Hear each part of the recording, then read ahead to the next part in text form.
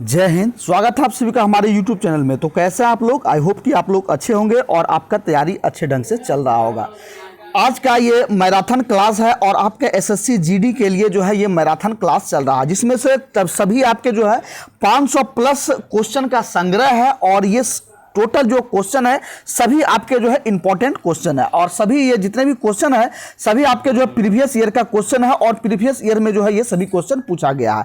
और जितने भी मैराथन आपको क्लास लेकर आए हैं सभी आपके लिए इंपॉर्टेंट है। एक एक क्वेश्चन को आपको ध्यान से देखना है ताकि ये आपको ये होगा कि जो एसएससी जीडी में किस प्रकार से क्वेश्चन को पूछा जाता है। एक पहला क्लास आपको जो है अपलोड कर दिए हैं और यदि आप इस चैनल से पहली बार जुड़े हुए हैं, वीडियो को पहली बार देख रहे हैं, तो चैनल के प्लेलिस्ट में जाइए और वहां एसएससी जीडी के लिए जितने भी क्लास आपका अपलोड है वहां से देख के आप लोग जो है क्लास को कंटिन्यू कर सकते हैं। ठीक है, चलिए आज के क्लास को हम लोग कंटिन्यू करते हैं और देखते हैं, सारे चीज़ों को समझते हैं। चलिए, तो आज का पहला क्वेश्चन है, देखिए कि ये पूछा गया है कि गौतम बुद्ध ने बोध के लिए अपना रास्ता खोजने का फैसला किया और बिहार के बोध गया में डैश पेड़ के नीचे जो है कई दिनों का तक जो है अध्ययन किया। ठीक है, ये क्वेश्चन देखेंगे, ये क्वेश्चन आपका जो है 28 फरवरी 2024 को फर्स्ट शिफ्ट में जो है ये क्वेश्चन पूछा गया। ठीक है, तो आपको बताए थे कि जितने भी क्वेश्चन आपका सभी इंपॉर्टेंट क्वेश्चन है और जो है ये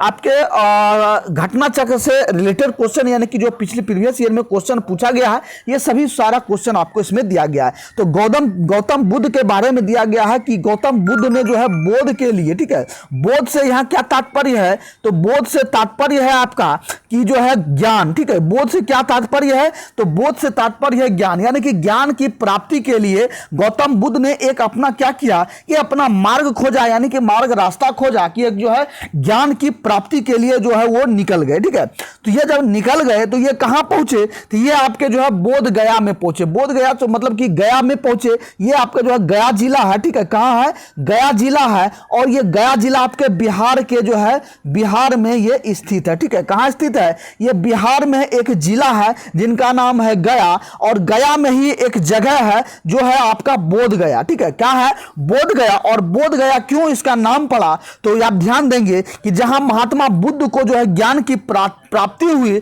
बोधित्व की प्राप्ति हुई, उस जगह को बोध गया से डिनोटेड किया गया और उसे जो है गौतम बुद्ध को कहां, कौन से वृक्ष के नीचे जो है आपको ज्ञान की प्राप्ति हुई, तो इनको जो है पीपल के वृक्ष के नीचे जो है इनको ज्ञान की प्राप्ति हुई। ठीक है, कहां पे प्राप्ति हुई, तो एक पीपल के वृक्ष के नीचे जो है ये ज्ञान की प्राप्ति हुई और उसी पीपल के वृक्ष के नीचे जो है ये बगल में आपको जो है ये महाबोधि मंदिर का जो है निर्माण हुआ। कालांतर में आगे चल करके महाबोधि मंदिर का जो है निर्माण हुआ, वही पीपल वृक्ष के नीचे जो है बगल में ही आपका जो है महाबोधि मंदिर का निर्माण हुआ है और ये पीपल वृक्ष अभी भी आपका जो है सुरक्षित है। महाबोधि यानी कि बोध गया में अभी भी सुरक्षित है। इनके नए पीढ़ी का जो है वृक्ष है, यहाँ आप लोग जो है आकर के देख सकते हैं। तो ये आपका जो है गौतम बुद्ध के जो है बोध की प्राप्ति के लिए कहा हुआ, तो ये आपके जो है पीपल वृक्ष के नीचे प्राप्त हुआ। और यदि इसमें से पूछा जाए कि आपको कि इनके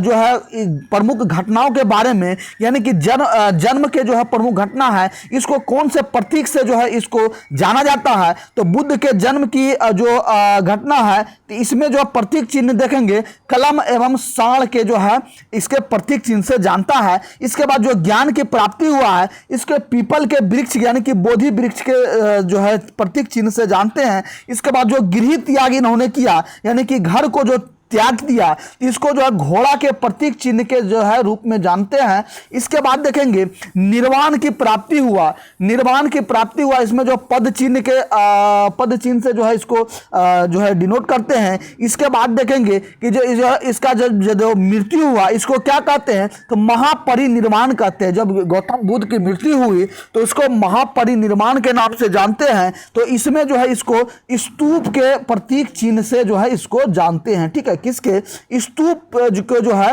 प्रतीक चिन्ह के नाम से जो है ये जानते हैं। ठीक है, और यदि आपको पूछा जाए कि गौतम बुद्ध को कौन सी नदी के किनारे जो है इनको ज्ञान की प्राप्ति हुई, तो इसमें जो है निरंजना नदी के नाम से भी जानते हैं इसको। ठीक है, या फाल्गु नदी भी कह सकते हैं। ठीक है, फाल्गु नदी या निरंजना नदी के किनारे पीपल वृक्ष के नीचे इन्होंने समाधि लगाकर बैठ गए और वहीं पीपल वृक्ष के नीचे जो है इनको ज्ञान की प्राप्ति हुई। टोटल जितने भी फैक्ट है सारे फैक्ट को हम लोग कवर करते चलेंगे इस वीडियो में, ताकि आपको एग्जाम में कोई परेशानी ना हो, कोई दिक्कत ना हो। चलिए नेक्स्ट सवाल को लोग पढ़ेंगे।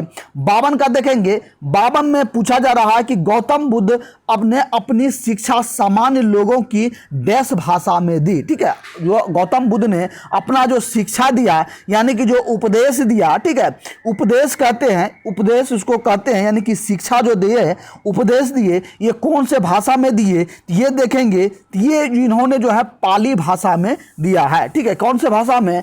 पाली भाषा में जो है इन्होंने दिया है। ठीक है, और यदि आपसे एक क्वेश्चन और पूछा जाए कि गौतम बुद्ध ने सर्वाधिक जो अपने उपदेश दिए ये कौन से जो है क्षेत्र में दिए, ठीक है, कौन से क्षेत्र में दिए, तो उस समय जो है कौशल राज्य थी। ठीक है, कौशल राज्य की राजधानी ये श्रावस्ती थी। ठीक है, क्या थी? श्रावस्ती। तो कौशल देश की राजधानी श्रावस्ती में सबसे अधिक जो उपदेश इन्होंने दिए। ठीक है, चलिए नेक्स्ट सवाल के लोग बढ़ेंगे। 53 का देखेंगे। 53 में देखिए पूछा जा रहा है कि जैन धर्म के निकायों नियमों का पालन करना निम्नलिखित में से किसके लिए अधिक कठिन था। ठीक है, जैन धर्म का जो नियम कानून था, यानी कि आप जैन धर्म अपनाते हैं और ये आप देख लेंगे कि भारत एक ऐसा देश है यहाँ जो कि सर्वधर्म जो है सम्मान है, यानी कि आप कोई भी धर्म को अपना सकते हैं, यहाँ ये आपको स्वतंत्रता है, इसकी आज़ादी है। ठीक है, तो यहाँ देखेंगे कि जो जैन धर्म अपनाने के लिए जो नियम कानून है ये पूछा जा रहा है कि सबसे कठिन जो है किनके लिए कठिन था, तो इसमें देखेंगे ये आपके जो है किसानों के लिए कठिन था। ठीक है, किसानों के लिए कठिन था। ठीक है,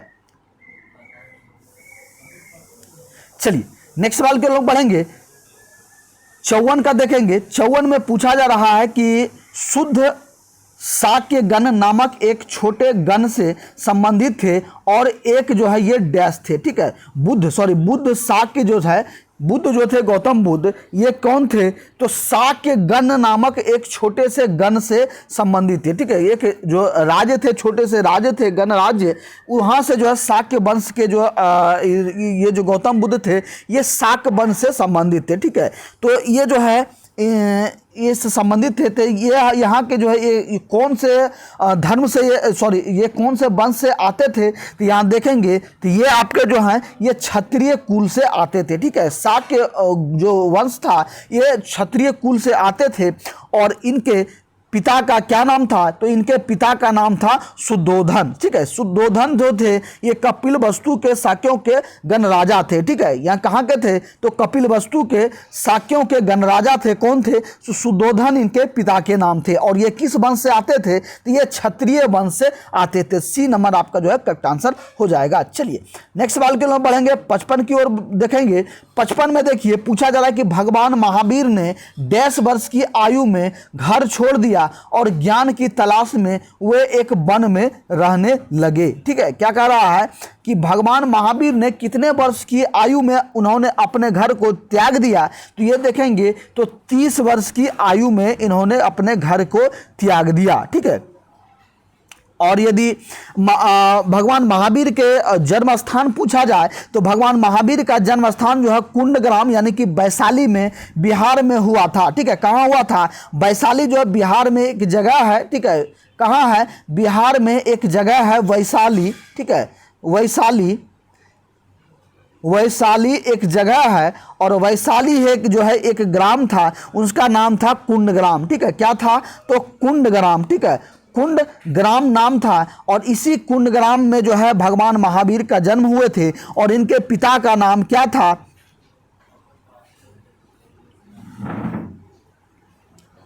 तो इनके पिता का नाम सिद्धार्थ था और माता की नाम त्रिशला थी। पत्नी का नाम जो है यशोदा था और जो है इसके पुत्री का नाम था प्रियदर्शना था और इनके दामाद का नाम जो था ये जमाल था।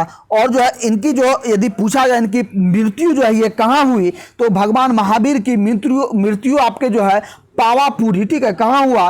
पावापुरी। ठीक है, पूरी, ये आपके जो है बिहार के राजगीर में जो है, राजगीर में इनकी मृत्यु हुई। और 30 वर्ष में जो है, ये 30 वर्ष के उम्र में इन्होंने अपने घर को त्याग दिया और ये जो है सत्य की तलाश में चल गए। ठीक है, चलिए नेक्स्ट सवाल के लिए हम पढ़ेंगे 56 का। देखेंगे 56 में देखिए पूछा जा रहा है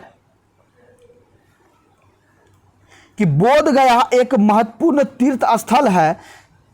बोध गया एक महत्वपूर्ण बौद्ध तीर्थ स्थल क्या है? ठीक है, ये इसमें पूछा गया है, ये क्या है इसमें बताना है आपको। तो देखेंगे कि बोध गया जो है, ये जो आपका यहाँ गौतम बुद्ध को ज्ञान की प्राप्त हुआ था, इसलिए जो है इसको बोध गया के नाम से जो है इसको जाना जाने लगा। ठीक है, और इसी बोध गया में आपका जो है एक पीपल वृक्ष के नीचे इनको बुद्ध की यानी कि ज्ञान की प्राप्ति हुई। ठीक है, चलिए नेक्स्ट सवाल के लिए बढ़ेंगे 57 का। देखेंगे 57 में देखिए कि निम्नलिखित में से किसने जो है बज्जी पर प्रस्तावित हमले के बारे में सलाह लेने के लिए बुद्ध से मुलाकात की? ठीक है, तो पहले क्या थे, पहले जो है जनपद थे, तो वहीं पूछा जा रहा है कि बज्जी पर प्रस्तावित हमले करने के लिए सलाह लेने के लिए बुद्ध से जो है किसने मुलाकात किया। और ये क्वेश्चन आप देखेंगे 7 फरवरी को 2023 को ये क्वेश्चन पूछा गया है। ठीक है, तो ये ध्यान देंगे, ये जितने भी क्वेश्चन आपका सभी आपके लिए इंपॉर्टेंट है। तो इसमें देखेंगे ये आपके जो है ये बी नंबर हो जाएगा, यानी कि बसकार जो है इन्होंने जो है महात्मा बुद्ध से जो है इन्होंने बज्जी पर आक्रमण करने के लिए जो है क्या किए। ठीक है, बज्जी पर आक्रमण करने के लिए महात्मा बुद्ध से जो है सलाह लेने के लिए गए थे। कौन गए थे? तो बत्सकार गए थे। तो बी नंबर आपका जो है करेक्ट आंसर हो जाएगा। चलिए नेक्स्ट सवाल के लिए बढ़ेंगे 58 का। देखेंगे 58 में देखिए कि जैनियों के लिए, ठीक है, जैनियों के दिगंबर संप्रदाय द्वारा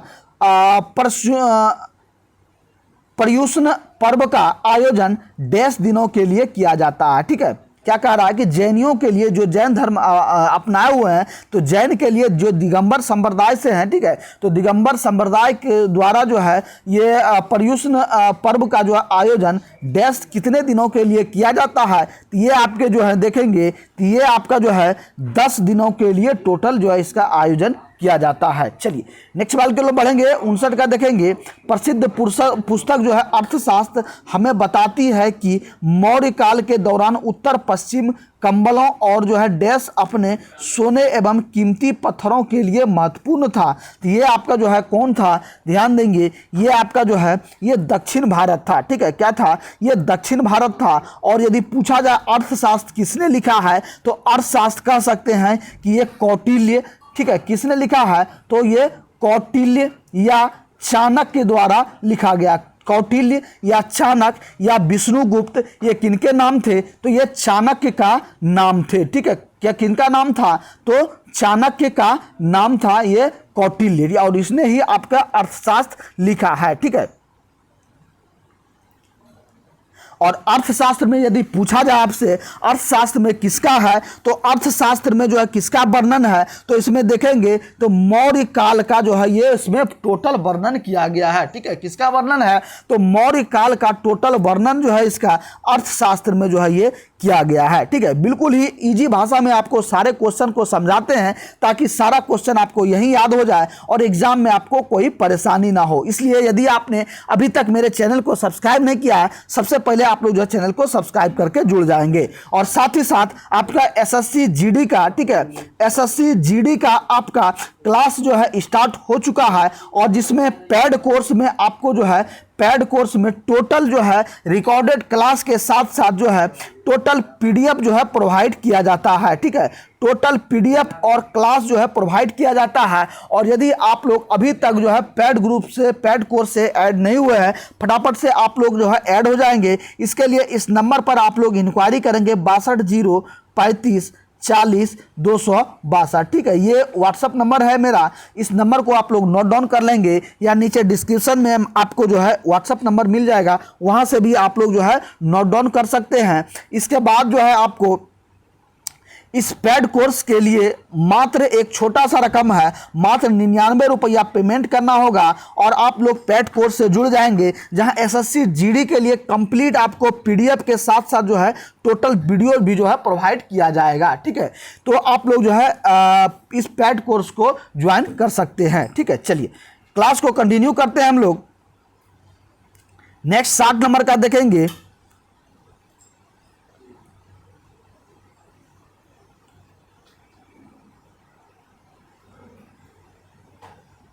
चलिए इनमें देखेंगे, पूछा जा रहा है कि निम्नलिखित में से कौन सा मौर्यकालीन शिलालेख वर्तमान में भारत में स्थित नहीं है। ठीक है, इसमें मौर्यकालीन जो शिलालेख था, ये मौर्य का शिलालेख पूछा जा रहा है। इसमें जो है कौन सा जो है अभी वर्तमान स्थिति में भारत में नहीं है, तो ये ध्यान देंगे, ये आपका जो है कंधार का जो है, ये कंधार का जो शिलालेख है, ये आपका जो है ये भारत में स्थित नहीं है। ठीक है, और वर्तमान में देखेंगे कंधार का जो क्षेत्र है, ये अभी वर्तमान में पाकिस्तान में जो है ये चला गया है। ठीक है, कहाँ चला गया है, ये पाकिस्तान में चला गया है। ठीक है, और यदि पूछा जाए अशोक के शिलालेखों की टोटल संख्या कितनी है, तो अशोक के शिलालेखों की टोटल संख्या आपका 14 शिलालेख है। ठीक है, कितने शिलालेख हैं, तो 14 शिलालेख है। ठीक है, चलिए नेक्स्ट सवाल के लिए बढ़ेंगे। 61 का देखेंगे कि मौर्य साम्राज्य की राजधानी जो है ये कौन सी थी। ठीक है, मौर्य साम्राज्य था, तो मौर्य साम्राज्य की राजधानी जो है ये क्या था, तो मौर्य साम्राज्य की राजधानी आपका जो है ये पाटलिपुत्र था। ठीक है, क्या था, तो पाटलिपुत्र था। ठीक है, चलिए और इसके पहले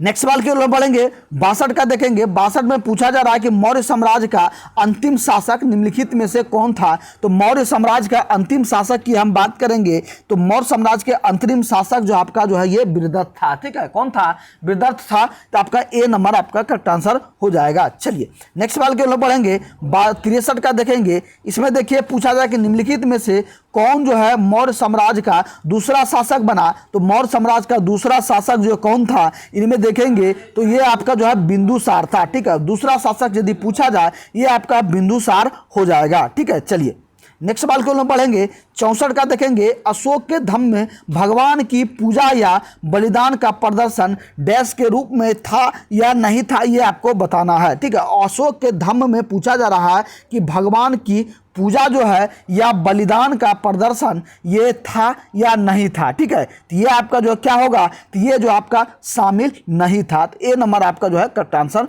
हो जाएगा। चलिए नेक्स्ट सवाल की ओर हम लोग बढ़ते हैं। नेक्स्ट सवाल की ओर बढ़ेंगे। 65 का देखेंगे।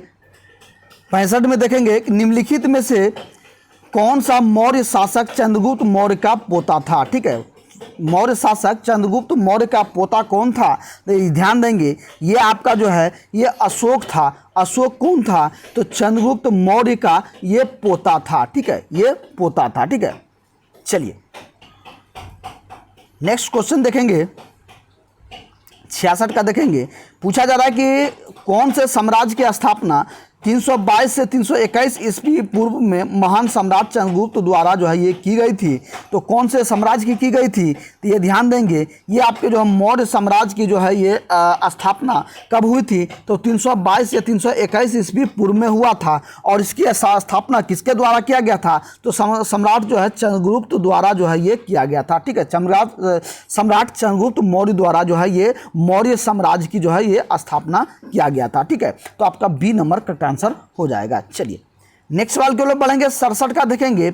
अशोक के अधिकांश शिलालेख डैश भाषा में थे और डैश लिपि में लिखे गए थे। ठीक है, अशोक के जो इतने भी शिलालेख हैं ये कौन से भाषा में था और कौन सी लिपि में लिखा गया था, ये आपको बताना है। ध्यान देंगे ये आपका जो है प्राकृत भाषा में था और ब्राह्मणी लिपि में लिखा गया था। ठीक है, भाषा में यदि पूछा जाए तो ये आपका जो है प्राकृत भाषा में था। ठीक है, प्राकृत भाषा में था।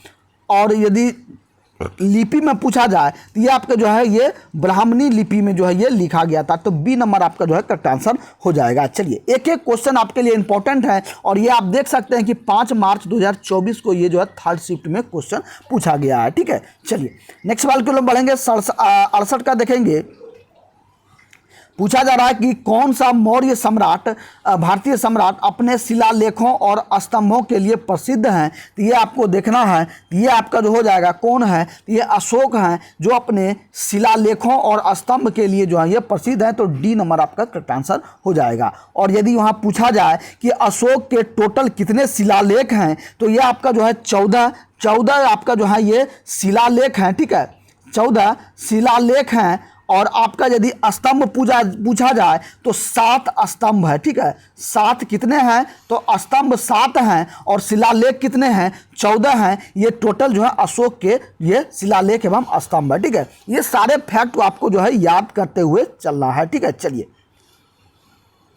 नेक्स्ट सवाल के लिए पढ़ेंगे 69 का, देखेंगे कि मौर्य साम्राज्य के चंद्रगुप्त मौर्य के गुरु कौन थे। तो मौर्य साम्राज्य के चंद्रगुप्त मौर्य के गुरु कौन थे, तो ये आपका जो है ये कौटिल्य थे, ठीक है, कौटिल्य या चाणक्य या विष्णुगुप्त, ठीक है, ये कह सकते हैं। तो ये कौटिल्य या चाणक्य, ठीक है, तो चाणक्य के नाम से जो है ये प्रसिद्ध हैं, ठीक है, चाणक्य के नाम से प्रसिद्ध हैं। तो चंद्रगुप्त मौर्य के गुरु कौन है, तो ये चाणक्य हैं या कौटिल्य है। ये दोनों ऑप्शन यदि रहता है तो ये आपको जो है ध्यान देना है, ठीक है। इनका क्या नाम था, 3 नाम था इनका, चाणक्य कहेंगे, ठीक है, विष्णुगुप्त कहेंगे या कौटिल्य कहेंगे। तीनों नाम जो आपके जो है किनके थे, तो ये आपके जो है चाणक्य के नाम है। और यदि इनके किनके गुरु हैं, तो ये चंद्रगुप्त मौर्य के गुरु हैं, ठीक है। ये आपको सारे फैक्ट को याद करते हुए चलना है। बिल्कुल ही इजी भाषा में सारे क्वेश्चन को समझा रहे हैं ताकि सारा क्वेश्चन आपको यहीं याद हो जाए। चलिए नेक्स्ट सवाल के लिए पढ़ेंगे 70 का, देखेंगे 70 में पूछा जा रहा है कि कौन सा साम्राज्य के सम्राट अशोक डैश के अनुयायी थे, ठीक है।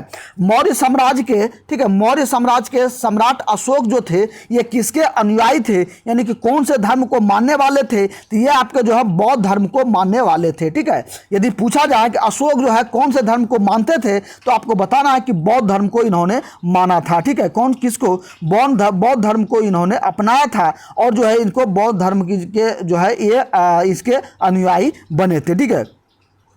और यदि पूछा जाए कि अशोक ने जो है बौद्ध धर्म की दीक्षा जो है कौन से भिक्षु को दिया था, तो आपका जो है करेक्ट आंसर क्या होगा, ये उपगुप्त को जो है इन्होंने ये दीक्षा दिया था, ठीक है। किसको, उपगुप्त को इन्होंने दीक्षा दिया था, ठीक है। चलिए नेक्स्ट सवाल के लिए बढ़ेंगे 71 का, देखेंगे 71 में पूछा जा रहा है कि भारत में मौर्य साम्राज्य की स्थापना 322 ईसा पूर्व में हुई थी और इसकी राजधानी पाटलिपुत्र थी। इससे अब जो है डैश के नाम से जाना जाता है, ठीक है। मौर्य साम्राज्य की जो स्थापना ये 322 में हुई थी। बार बार देखेंगे यदि कहीं एक क्वेश्चन आपको पूछा जाए कि मौर्य साम्राज्य की स्थापना कब हुई थी, तो 322 ईस्वी आपको जो है ईसा पूर्व बता देना है, ठीक है। कब, 322 या 321 ईसा पूर्व, कहीं कहीं 321 भी दिया रहता है, तो ये आपको ध्यान देना है। 321 या 322 ईसा पूर्व में आपको बताना है इनकी जो है स्थापना हुई थी। और ये जो है आपकी इसकी राजधानी कहाँ थी, तो ये आपके जो है पाटलिपुत्र थी। और वर्तमान में इसको जो है किस नाम से जाना जाता है, तो वर्तमान में इसको जो है पटना के नाम से जाना जाता है, ठीक है। किस नाम से जाना जाता है, तो पटना के नाम से जाना जाता है। चलिए नेक्स्ट सवाल के लिए बढ़ेंगे 72 का, देखेंगे 72 में पूछा जा रहा है कि निम्नलिखित में से किस मौर्य शासक ने बौद्ध धर्म के प्रचार प्रसार की बीड़ा उठाया था, ठीक है। कौन सा मौर्य शासक था जिन्होंने बौद्ध धर्म का प्रचार करने के लिए जो बीड़ा उठाना, मतलब कि अपने ऊपर जो है ये सारा जिम्मेदारी ले लेना कि जो है बौद्ध धर्म का जो है प्रचार हम करेंगे, ये कौन से मौर्य शासक द्वारा अपनाया गया था, ये ध्यान देंगे। ये आपके जो है अशोक द्वारा जो है अपनाया गया, ठीक है। अशोक जो थे, अशोक जो है ये बौद्ध धर्म के प्रचार के लिए बीड़ा उठाया और समस्त देशों में जा करके इनके अनुयायी जा करके जो है ये प्रचार किए, ठीक है। इनके जो है ये प्रचार किए, ठीक है। चलिए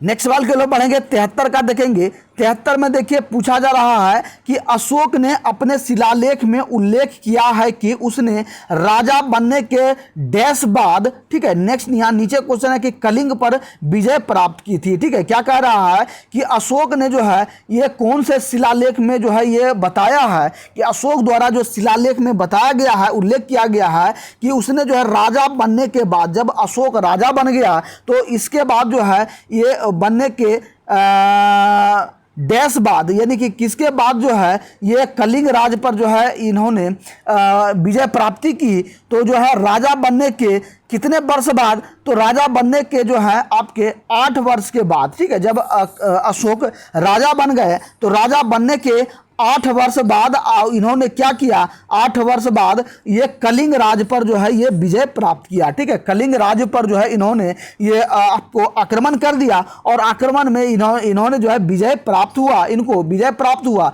ये कितने वर्ष बाद, तो 8 वर्ष के बाद इसको जो है ये विजय प्राप्त हुआ, ठीक है।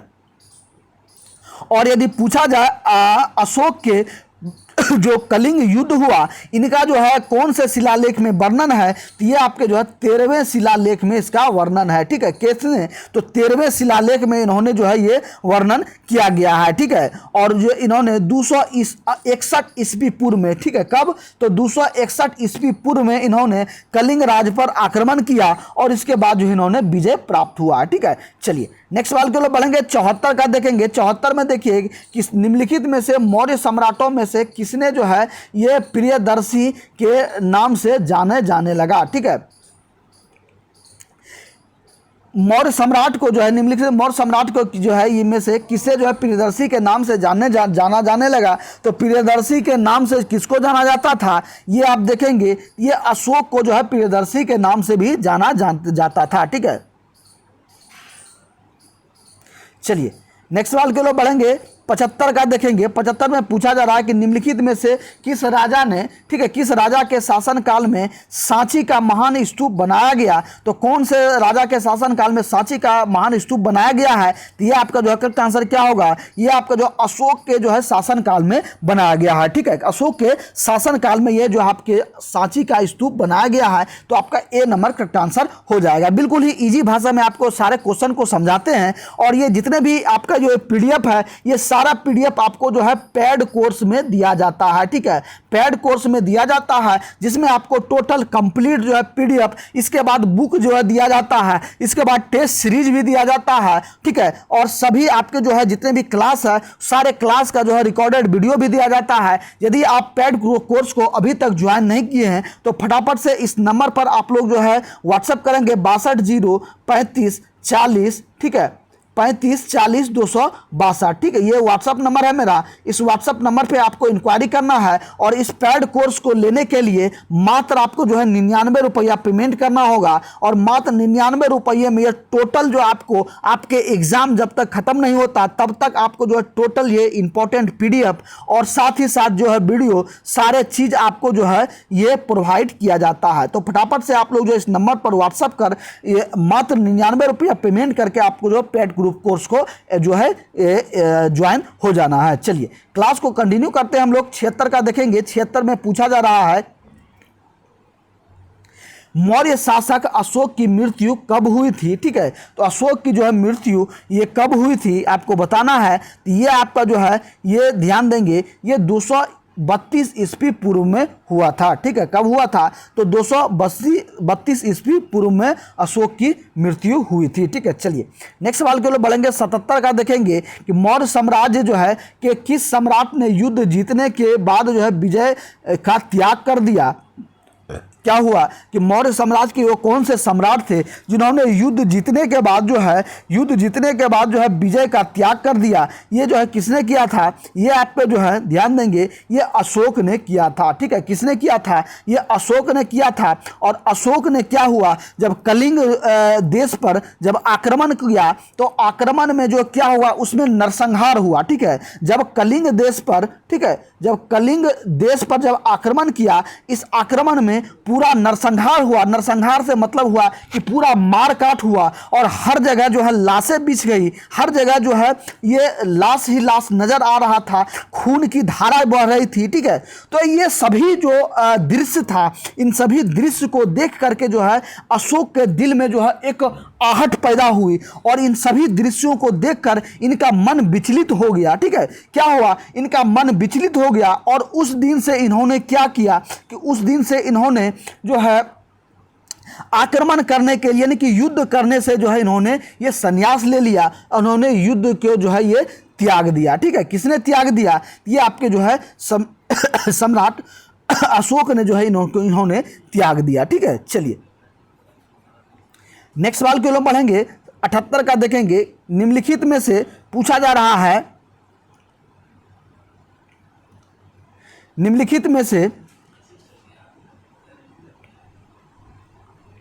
यूनानी शासकों में से किसने जो है मेगास्थनीज को चंद्रगुप्त मौर्य के दरबार में भेजा था। ठीक है, यूनानी शासकों ने किसने जो है मेगास्थनीज को जो है ये चंद्रगुप्त मौर्य के दरबार में भेजा था। तो चंद्रगुप्त मौर्य के दरबार में मेगास्थनीज को किसने भेजा था? तो ये आपके सेल्यूकस निकेटर ने भेजा था। ठीक है, किसने भेजा था? तो सेल्यूकस निकेटर ने मेगास्थनीज को दूत बनाकर के जो है चंद्रगुप्त मौर्य के दरबार में भेजा था। ठीक है, किसके दरबार में भेजा था? तो चंद्रगुप्त मौर्य के दरबार में जो है ये भेजा था। और ये जो है एक दूत बनके, शांति दूत बनकर के जो ये आए थे। और जब मेगास्थनीज देखेंगे तो मेगास्थनीज यहाँ रहकर इंडिका नामक पुस्तक को लिखा है। ठीक है, कौन सा? तो इंडिका नामक पुस्तक जो है इन्होंने लिखा है। ठीक है,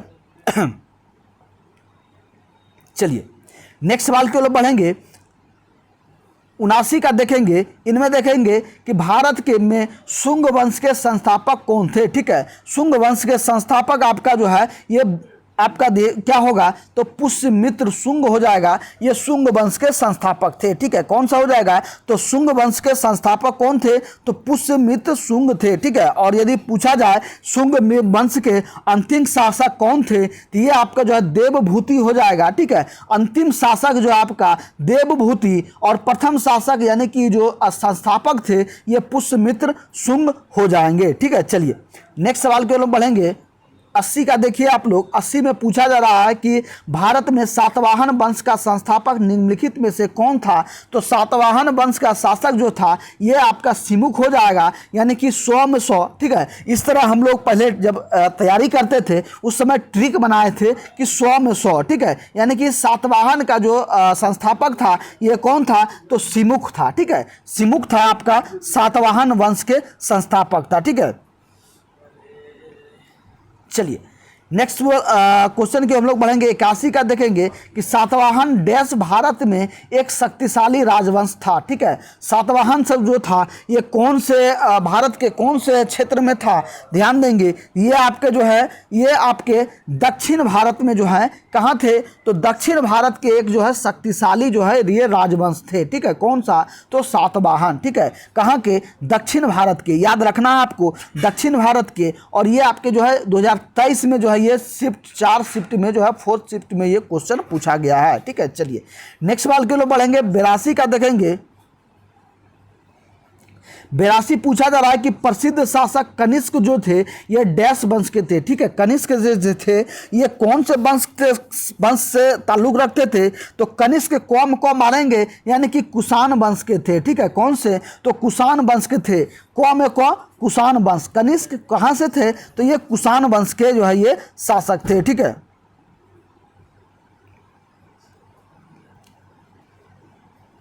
चलिए नेक्स्ट सवाल की ओर बढ़ेंगे। 83 का देखेंगे। 83 में पूछा जा रहा है कि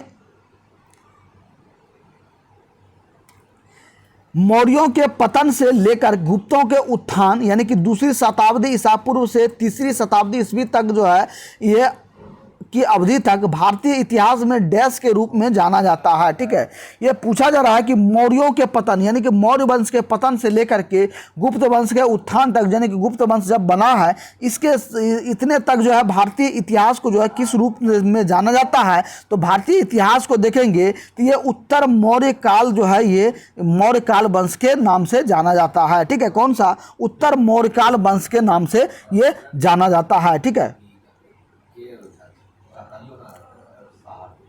चलिए नेक्स्ट सवाल के लिए बढ़ेंगे।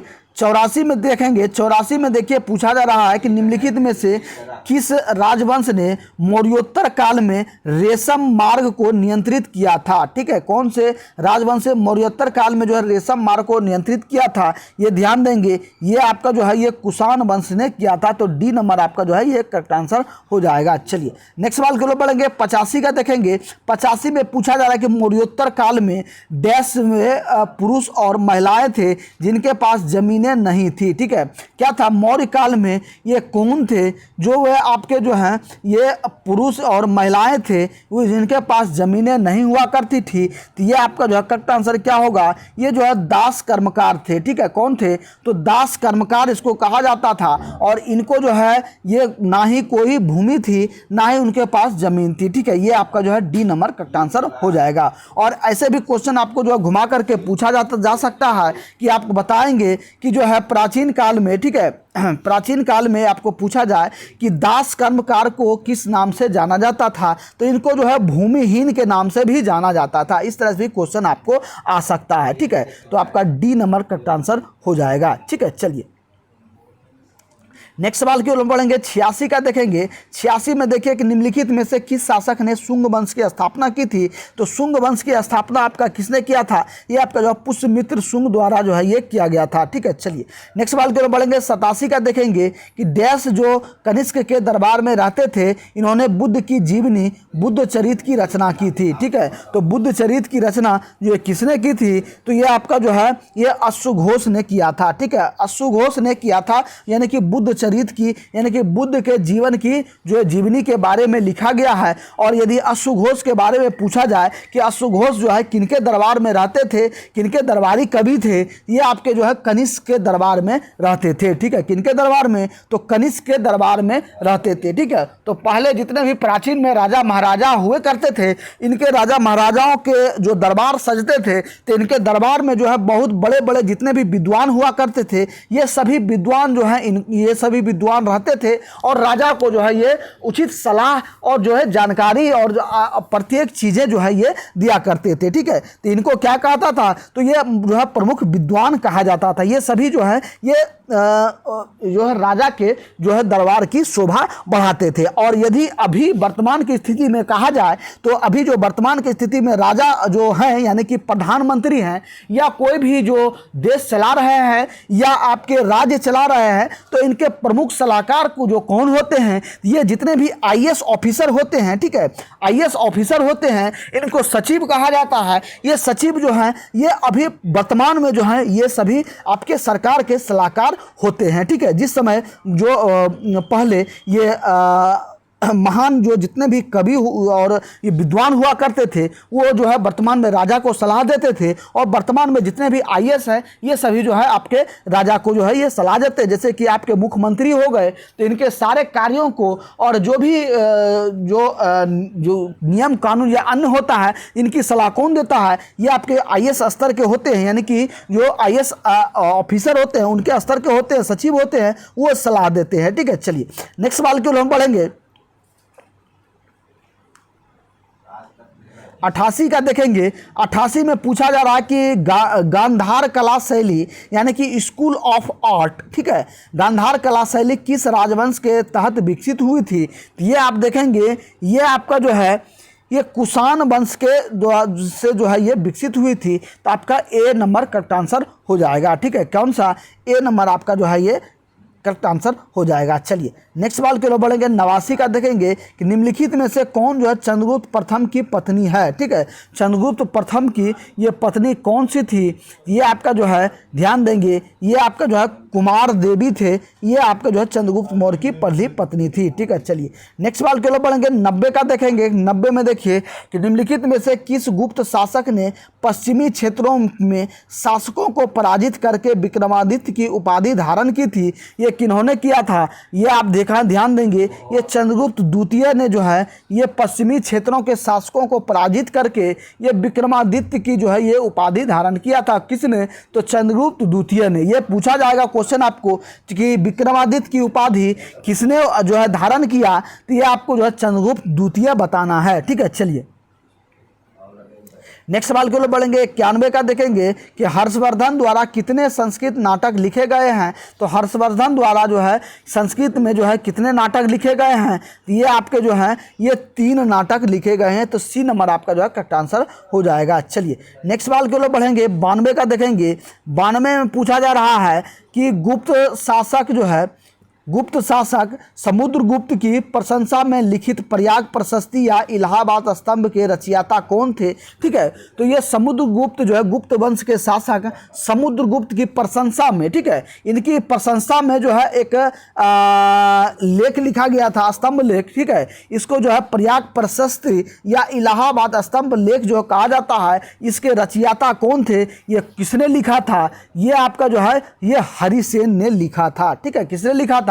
हरिसेन ने लिखा था। क्वेश्चन इस तरह भी पूछा जाता है कि प्रयाग प्रशस्ति ये किसके द्वारा लिखा गया है? ये हरिसेन आपको बताना है। या इलाहाबाद स्तंभ किसने लिखा है? ये हरिसेन के बारे में आपको बताना है। या क्वेश्चन में आपको पूछा जाए हरिसेन ने कौन से सम्राट के प्रशंसा में जो है ये प्रयाग प्रशस्ति या इलाहाबाद स्तंभ लेख जो है इसकी रचना किया था, तो आपको बताना है कि समुद्रगुप्त बताना है। ठीक है, इस तरह क्वेश्चन को आपको घुमा फिरा करके भी पूछा जाता है, इसलिए सारे जो है क्वेश्चन जो है तोड़ मरोड़ को आपको जो है बताते हैं ताकि सारा क्वेश्चन आपको याद हो जाए। यदि आपने अभी तक भी चैनल को सब्सक्राइब नहीं किया है, सबसे पहले आप लोग जो है चैनल को सब्सक्राइब करके जुड़ जाएंगे। चलिए नेक्स्ट सवाल के लोग बढ़ेंगे, 93 का देखेंगे। 93 में पूछा जा रहा है कि हर्षवर्धन ने नर्मदा नदी पार करके दक्कन की ओर बढ़ने की कोशिश की, तब चालुक्य नरेश ने डैश ने उन्हें रोक दिया। ठीक है, चालुक्य नरेश कौन थे जो है हर्षवर्धन को रोका था?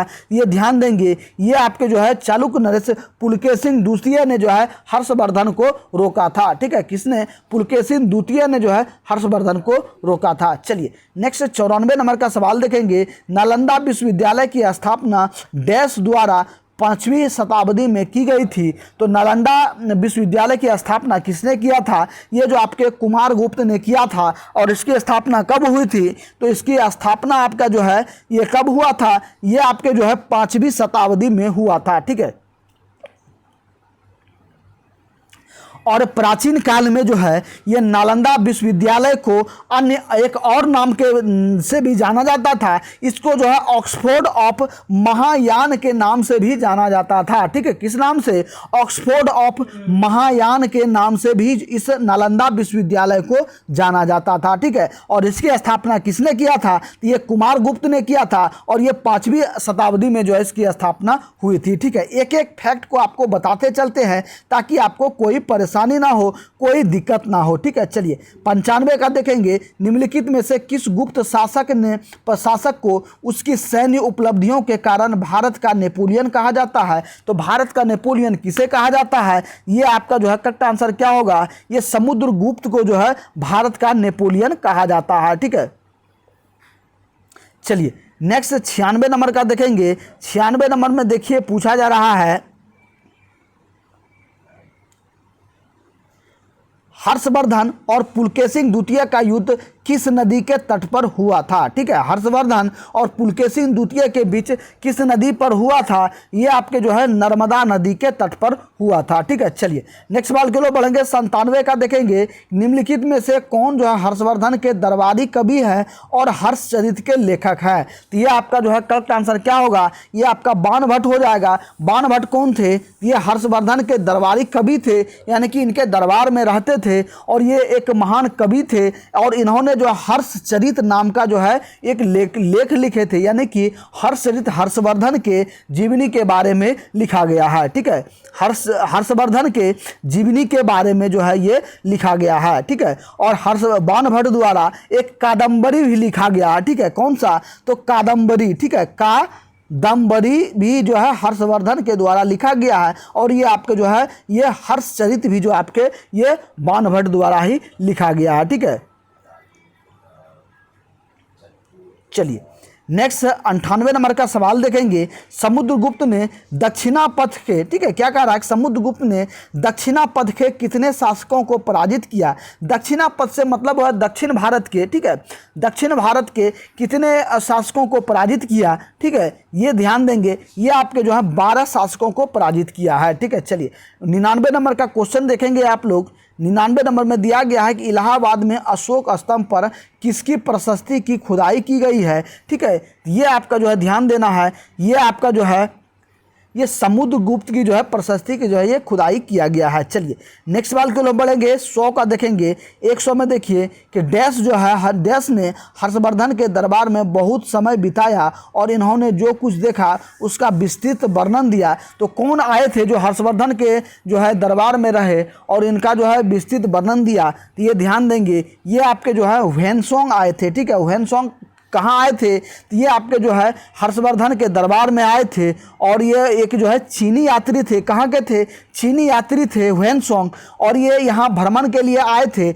और जो है हर्षवर्धन के दरबार में बहुत से समय बिताए और इन्होंने अपने ग्रंथ सी यू की, ठीक है, इनका ग्रंथ कौन था? तो ये इनका ग्रंथ था नाम सी यू की। सीयूकी में जो है भारत के यात्रा वृत्तांत का वर्णन किया। ठीक है, किसका किया? भारत के यात्रा वृत्तांत का वर्णन किया। ये किस में? सीयूकी में किया है। ठीक है, तो ये किसके दरबार में थे? तो ह्वेनसांग के दरबार में आए थे। ठीक है, तो फ्रेंड्स आप लोग कमेंट करके बताएंगे कि आज का क्लास आपको कैसा लगा और आज के क्लास में आपने टोटल जो है कितना क्वेश्चन को सही किया है। ठीक है, और फ्रेंड्स आपको बताते चलें कि आपका जो है एसएससी जीडी का क्लास स्टार्ट हो चुका है और ये सारे जितने भी ये आपका पीडीएफ है ये सारे आपको जो है पेड कोर्स में जो है ये दिया जाता है और जहां आपको टोटल कंप्लीट वीडियो भी प्रोवाइड किया जाता है। और यदि आप अभी तक पेड कोर्स से ज्वाइन नहीं हुए हैं तो फटाफट से इस व्हाट्सएप नंबर को जो है आप लोग इंक्वायरी करेंगे 6203540262। इस नंबर पर इंक्वायरी करेंगे और इस नंबर पर इंक्वायरी करके मात्र आपको जो है इस पेड कोर्स के लिए 99 रुपया पेमेंट करना होगा और 99 रुपया पेमेंट करके आपको जो है एसएससी जीडी का कंप्लीट तैयारी कर सकते हैं। ठीक है, तो मिलते हैं फिर नेक्स्ट क्लास में। तब तक के लिए सभी भाइयों को जय हिंद, आपका दिन शुभ हो।